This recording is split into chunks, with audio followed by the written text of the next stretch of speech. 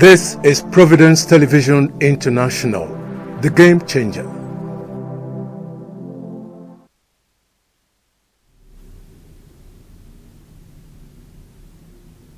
Good day and welcome to the newspaper analysis on Providence Television for today, the 27th day of December 2024. My name is Ugbebo Ikekwa, and we'll be in the studio to analyze the paper today.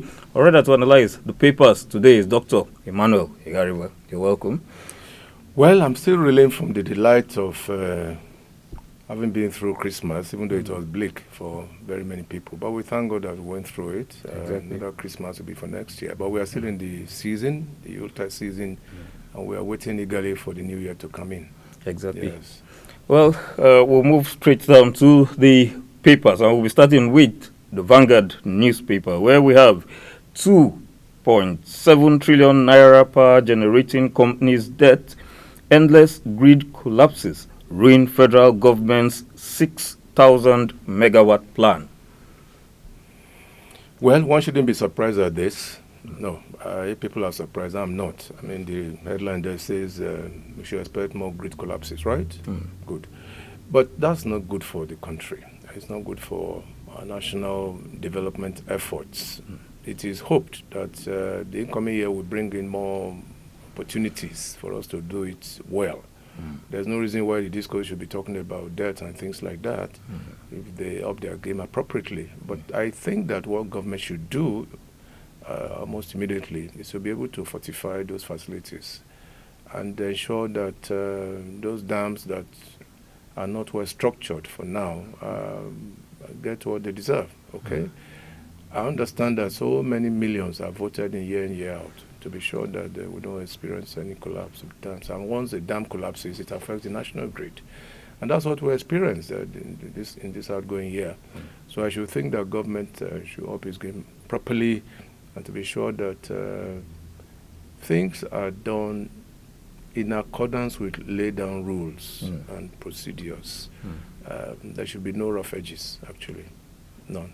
All right. We've always talked about this issue of the grid always collapsing. And is this an outright act of irresponsibility on the part of those who are supposed to manage the grid? Well, I've said it time and time again that some of these facilities we have are quite old. In the transmitting stations, you see how things like ECN, if you go there, you see things like some labels, Electricity Corporation of Nigeria, dating back to about 40, 50, maybe 60 years. They are still there. But we need to change some of those things, really. Okay. We need to change some of those equipment and facilities. And we need to go in accordance with the digital age. Okay. This is very important. We can't, you can't continue to put new wine in old bottles, okay? So, but that's what the authorities need to be doing. Okay. And by the way, and I'm happy that the newspaper mentioned it now, it affects not just government, but also the organized private sector. Once there's a collapse in the grid system, you can be sure that many companies, many manufacturing companies will be affected. That is for sure. But these things are avoidable. They're avoidable. There are human elements, but those are not... no, I don't think they're on the front burner right now. What is on the front burner is the fact that the equipment are aging and that we need to replace some of them. And we also need to create opportunities for private investors. Okay. Yes, it's still a monopoly, at least as far as I'm concerned. We need to break them down. I told Engineer Charles Eweka the other day when he came here, he's a retired staff of NEPA, and we both agreed that, yes, I mean, for small communities, I mean, take the whole of Benin, for instance, can be divided into about 4 or 5 zones. Okay. I begin to have solar power systems, you know, even in the local government. He mentioned some of these things, and I suppose that they can work. For windmills, yes, I've often said that. Okay. Windmills are still working in many parts of Europe, okay, to power farmlands, you know, and things like that. But we must look for alternative sources of power, Yeah. all right? Alternative sources, we cannot continue to depend on hydro and, what do you call it now, gas, okay? We cannot. I mean, we must diversify and look at other areas so that many more people can key into it. Are you in support of hiring expatriates to manage these facilities, since it looks like our personnel cannot actively manage it? That would be inducting our engineers. But I think we have a lot of engineers in this country who can do that. I mean, we have professors of engineering dotted all over the place in our universities. Most of them are doing nothing. Okay. We can engage them. Okay. Can engage them. In fact, you remember I also said that the universities should be running on their own system. Once you take all the universities away from the grid, well, we have a lot to offer the people, you know. And here we talk about the faculties of engineering, faculties of departments of physics, working in collaboration with the departments of electronic engineering. Something can come out of those things. And we must pay attention to research. Okay. Universities are huge human environments. They are quite huge. I mean, look at the first generation universities, for example, University of Ibadan, University of Benin, Ife, Ahmadu Bello. You know, these are huge human environments. And if we take them out of the national grid, we'll be able to manage quite effectively. But that's not to say that we cannot look at other areas. As a matter of fact, even the universities we are talking about can go on solar. Okay. Yes, they can. Why not? Yes. Okay, well, we'll move down to the front page of the Daily Times newspaper, where we have Nigeria allocates 122 billion naira to boost CNG adoption. This has come time and time again. It's still there. I don't know. I just think it's an issue that government should look at very critically. It's working elsewhere. Why can't it work in Nigeria? Okay. Because you're talking about gas. I mean, we have volumes and volumes of gas supplies in this country. Yeah. So I think we must get our priorities right. And I think it has to do with planning and execution. The money we are spending in some of these things we see on a daily basis, give this money to some other country and they will excel. But in Nigeria, there's so much sleaze. That's what happens. Money going down the drain, whether it's CNG, whether it's NEPA or whatever, it is money that goes down the drain. Look at NEPA, for instance. You know how many billions have gone into it, and yet we are not getting supplies. In fact, there are some areas in the country now, around the country, only 4 hours a day. So how do you justify that against the backdrop of the billions that have gone into electricity supply? The same thing goes with look at fuel price. Yes. Ridiculous as it is, they talked about reduction from 1,000 to 900. That's not reduction that the people want. They want reduction that will bring the price down to about 300 or 250. Yes, that's when you have meaningful reduction, not to 900. Sorry, I had to digress, but no problem. Yeah. Because we'll actually come down to this. We'll actually come back to this topic after we take this story on the front page of the Punch newspapers. Sokoto accidental bombing. Military blames villagers as ex-governor. Others demand probe. Sokoto state government compensates families of 10 villagers killed by Nigerian Air Force airstrike with 20 million naira and 100 bags of rice. I thought you should have gone a step further. How does the military blame the villagers? How? Maybe Inside Story will tell that. But in one of the papers, the military is actually coming out to say that everybody around that scene are one way or the other connected to the terrorist group that they were actually. And so, inside report. Well, again, we've had this kind of story so many times in this country. I mean, military aircraft just taking out innocent civilians. Yes. So we've had it so many times. And at the end of the day, you have compensation here and there. It means that there's no strategic planning as to the delivery of this assault. Okay? But I think we should do better than this, really. We should do better than this. They are not telling us that they take out Boko Haram. No. And all that on a regular basis. Why civilians? It happened in Plateau, it has happened in Sokoto, it has happened in Kano, it has happened in Jigawa, and that's not good enough for the image of this country, because the military are supposed to guide us. They're supposed to save us, not to take citizens out. Sometimes accidentally, but How far does that go in terms of explanation? And when we're talking Yes. about intelligence, And we should now- have foolproof Yeah, intelligence. that's right. That's what Yes. the governor is saying. That Mm. we must probe the incident. Exactly. Yes, if he didn't suspect foul play, then he shouldn't be talking about probes course. and things like that. Exactly. You know, and lives are lost innocently. I mean, life has become so cheap in this country. Mm. We lose lives to kidnappers, we lose lives to bandits, we're losing lives to assault, military Exactly. assault. Exactly. You know, and it's not good enough. It's not good enough at all. There was something that struck me in this story. He said the compensation, 100 bags of rice. That's how the life is now with 10 bags to each family as compensation. That's the cheap nature of life. Exactly. In this country. Mm. We are talking about life. We are Yes. not just talking about mere chattels, okay? Mm. Rice. Yes.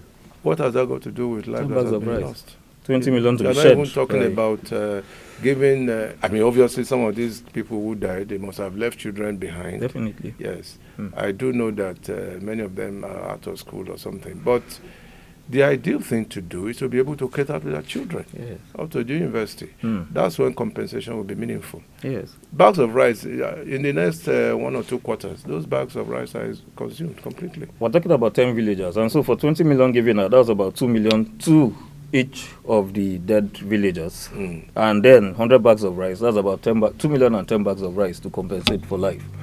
What does that come to? Mm. No, tell me. The 2 million, what does that come to? Mm. I should have thought that, well, okay, apart from the monetary thing, if they have children, train them up to the university level. Exactly. Yes. Exactly. That's when it will become more meaningful. Give them a better life, I mean, in terms of their future. Mm. Yes, that's what it is.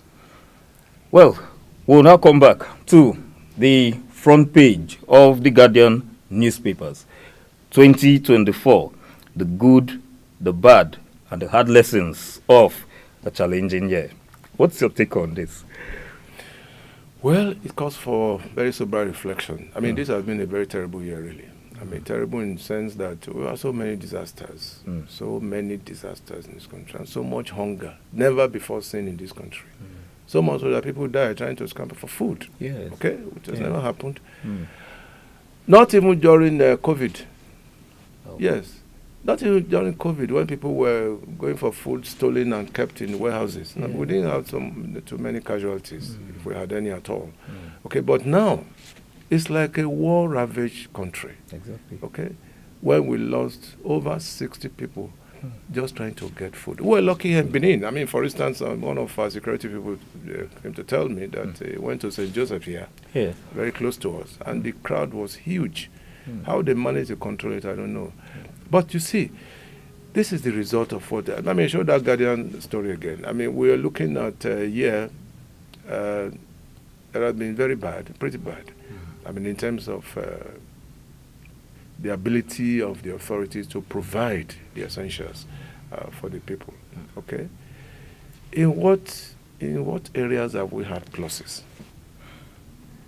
I should ask you because you are also a Nigerian. You are a partaker in the Commonwealth. I've always had these growls against the Minister for Finance, Wale Edun, and Kadusu, the governor of the central bank, who keep on telling us that the economy is getting better. If we want to look at the economy, I've not seen any improvement in the economy. Exactly. The Naira keeps sliding. Exactly. And we're told There that the are so economy many is getting things better. we need to look at. That's our governments need to look at in this country. I mean, people are living in this country in droves. That's number one. Yes. The productive sector of our national life. Those boys and girls, they are living. And these are people who are supposed to help in the development of this country. They are living in droves, and you can't stop them. That's one. Naira is still sliding. As we are talking now, it's sliding. Yes. Good. Market, you cannot dare it because, I mean, this Christmas, for instance, a lot of households could not buy tomatoes or pepper or whatever. They could not, you know, let alone rice. Fuel on the upward swing. Insecurity has been there. So, put all these things on the table. In what ways have we enjoyed this country during the outgoing year? Okay? The only thing we can thank God for, those of us who are alive, yes, we must thank God for the life that He has given us, because many have gone. I mean, look at the number of people. A newspaper carried it the other day that we lost thousands and thousands and billions in terms of ransom. Yes. In this same country. Yes, very true. In terms of ransom that have been paid. Okay? And Even our waterways are not spared this. Many people drowned. That's true. Yes, they drowned during the year. So it's been disasters all over the place. Disasters upon disasters. For no fault of ours. Yes. I keep remembering this last incident when people died just getting food. Where a lot of children. people children. Yeah, children. Trampled underfoot. Agonizing death. Trampled underfoot. Pregnant women. The most painful part was that some of the parents were actually throwing their children over the fence. Overboard. Overboard. Yes. Across the fence. Just to go get food. Just to go get food. And if the economy was good, and I'm happy that a lot of Nigerians have talked about this, they have inducted the government. If the economy was good, who is going to send his or her child or children Exactly. to go and scavenge? Because they became scavengers. Yes, in the real sense of the word. So these were avoidable if the economy. And I think that the government must sit down properly to think of improving the economy. Because that's number one. The welfare, security of the citizens. That's number one. Well, even in terms of what the Constitution says. Why does government exist? Government exists to give the people welfare and security. Where is security? Where is our welfare? And the people are groaning. It's just that, there's so much resilience amongst Nigerians. I've never seen people like this all my life. Nigerians have so much resilience. They will continue to accommodate. That's what Fela said when he was alive. May so rest in peace. We are suffering, we are smiling. That's what is happening now. Okay, and everybody sees it. Somebody just called me a few minutes ago. She's in Lagos, cousin. Said, please, how did you people manage? But what of Lagos? Said, Lagos, it was bad. Airfares, triple. You don't even go there. Road transport, almost triple. Yeah. So you couldn't even go and see your aged parents in the villages. You couldn't. Okay, so what is it that we have enjoyed? That's the question on the lips of many Nigerians. And as a Nigerian myself, forget that we're analyzing this.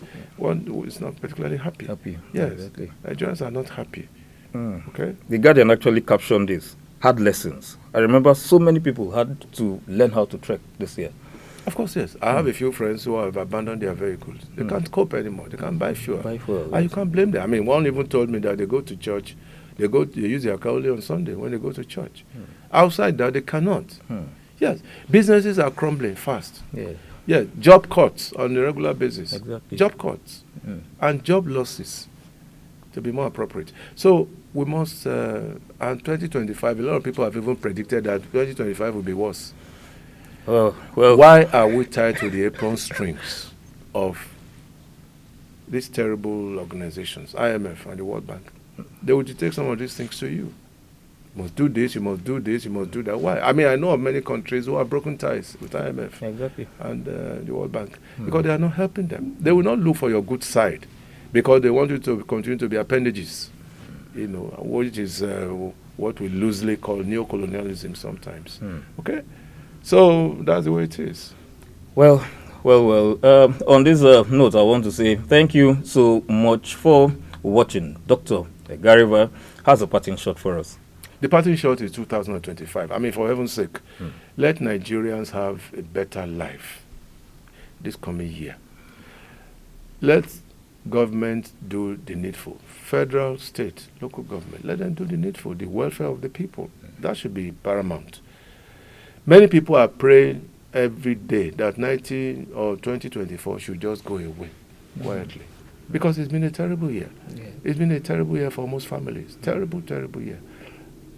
Many children were out of school for no fault of theirs because the parents couldn't pay. All right?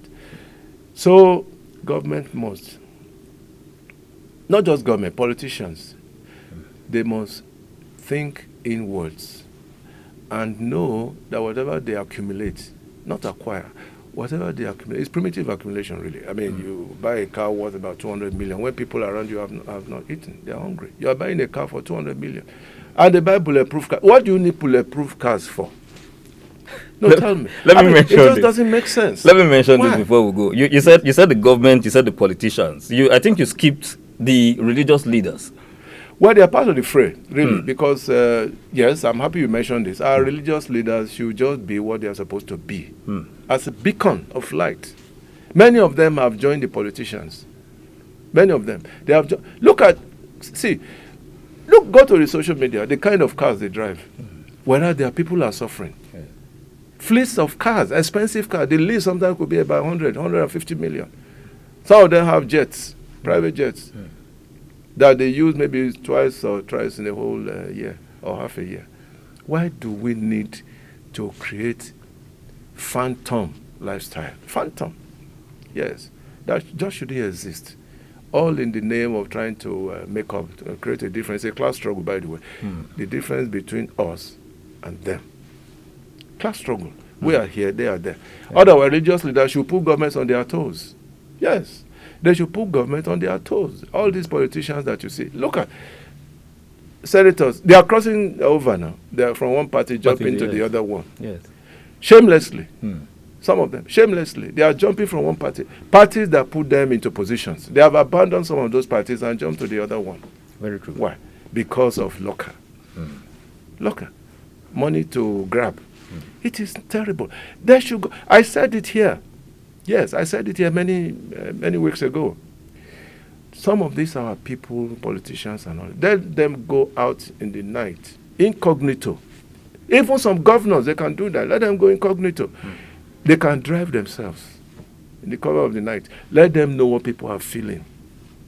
Let them know what people are feeling. What stops the governor from going to the market to sample the opinions from market people? What stops them? Let them know what people are feeling. How many of our governors went to the market to do that during this Christmas? No. But they will end up telling you that, oh, we should be patient and all that stuff. But the people, Nigerians are special species. They're always patient. So my take, as per your question, is let us make 2025 a better year. A better year for all and sundry. Let our leaders be more altruistic. Let them be selfless for once. Let there be altruism on the table. Let there be compassion. The lesson of Christmas was lost on them. It was lost. Totally lost on them. Jesus Christ, the good Lord, where was he born? In the manger. God Almighty should have chosen one of those big mansions in Judea or Bethlehem for Jesus to come through. But he chose a small, unknown, terribly irrelevant manger. You go through there. Why? So that people can know that the good Lord can, in sublimity, can come through that process and they will emulate him. Jesus Christ, the Lord of Lords. Yes. He is the most commonly called name all over the world. Jesus Christ. I'm not talking about religion now. Okay? Because come to think of it, during Christmas, people come together. What are you celebrating Christmas? Even Muslims. We are celebrating Christmas. Even ATR people, we are celebrating Christmas. Christmas. Fashioned after Christ. You'll be surprised that I'm smiling. I remember what one of our staff said, that during the little giveaway of gifts at St. Joseph's, that the Muslims were more than the Christians. They outnumbered but that's the love. That's the love we need to share. Yes. It's not a lie. Yes. Because hunger has no boundaries. Hunger, it has no boundaries. It has no ethnicity. All those colorations. Hunger has nothing to do with them. Exactly. A hungry Fulani man is as disadvantaged as a Yoruba man who is also hungry. So they are on the same plane. They are on the same pedestal. Okay? That is why our government must put structures in place to ensure that there is no hunger in this country. I mean, this is a land flowing with milk and honey, for crying out loud. Flowing with milk and honey. If it's not flowing with milk and honey, our people, our leaders will not steal billions. Because if it's not flowing with milk and honey, and they are stealing like that, the country will have collapsed. Exactly. But the country has not collapsed. Even though some might rightly say that, oh no, we are a failed nation. I don't believe that. We still have the potential of making Nigeria a great nation. Yes, because if you sample the opinions of people who are going abroad now, they tell you clearly, once Nigeria is made better, they will come back. Exactly. Yes, once it's made better, they will come back. And let me also quickly add this. When Nigerians cannot have 3 square meals a day, many of the churches will close down. Nobody will go to the church again, which is true. Yes, because what are the churches saying now? Oh, come for your miracles, come for all sorts of things. Yes, a priest, let me tell you this. I'm sorry to say this, but a priest called me a few days ago. A priest. He said how he wished that all mosques and churches would be closed. I said, but do you know what we are talking about? He said he knows. Because they are not proactive, they have not added value. He said that from the bottom of his heart. Okay. Yes. Okay. And that is what is happening in this country. That's what is happening. Our churches are not bold enough. Our mosques are not bold enough to tell our leaders where they are going wrong. Yes. Rather than do that, they hobnob with them. And that's where we remain where we are. Yes. Well, we could go on and on, but it is the newspaper analysis on Providence Television International. Well, I want to say thank you so much. I also want to use this opportunity to promote this program, the role of religious leaders in building the society. This will be coming up on Thoughts and Visions on Monday. Please look out for this program. It would also be what we hope a calling program, so that you can give your views, tell your pastors, tell your church members, so that you can call in and give your views on this program. I want to say on this note, thank you once again for watching. Dr. Igariba, thank you for coming. Yes, still in the Yuletide season. We're happy. I hope that there will be providence, as usual, from God Almighty. I mean, He's a God of providence, by the way. He has a way of providing for His children. Exactly. The Bible says in the days of famine, His children will be satisfied. Yes. So, thank you. Please stay tuned.